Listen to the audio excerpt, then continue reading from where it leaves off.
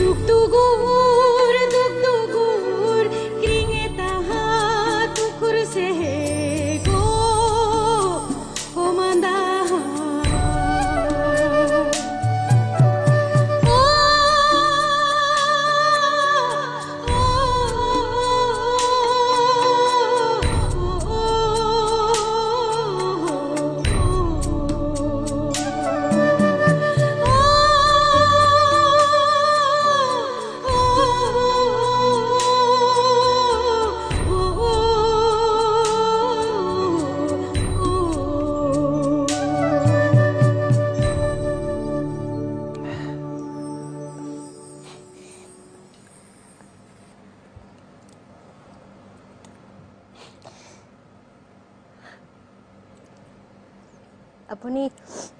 জুবিন দা মই আচলতে ৰাংচাং বুলি মাতিছিলোঁ ৰাংচাং মানে সূৰ্য আৰু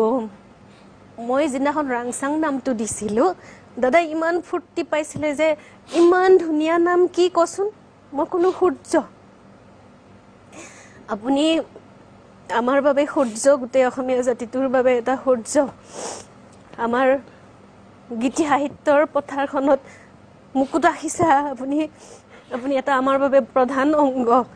গতিকে আপুনি সূৰ্য নামেৰে আপুনি বৰ ভাল লাগে গতিকে মই সেইকাৰণে আজিৰ পৰা আপোনাক ৰাংচাং বুলি মাতিম মোৰ মা দেউতাও আপোনাক সূৰ্য বুলিয়ে কয় গতিকে ৰাংচাং বুলি মাতিম তেতিয়া ক'লে ঠিকেই তই ইমান ভাল নাম এটা দিলি মই ইমান ভাল পালোঁ তই মোক ৰাংচাং বুলিয়ে মাতিবি দেই আৰু সূৰ্যই কেতিয়াও নুশুৱে এফালে ৰাতি হ'লেও এফালেতো পোহৰ দি থাকে নিতুমন দা গতিকে জুবিন দা নাই কিন্তু এটা চাইডে চাগে জুবিন দা আছে আৰু আমালে পোহৰ বিলাই থাকিব মোৰ এইটো জীৱন আৰু সেইটোৱে মই ভাবোঁ আৰু আজি পাঞ্চনা অন্তৰৰ পৰাই গাইছোঁ আৰু পুনৰবাৰ কৈছোঁ যে আমি চূড়ান্তভাৱে পুনৰ জন্মত বিশ্বাসী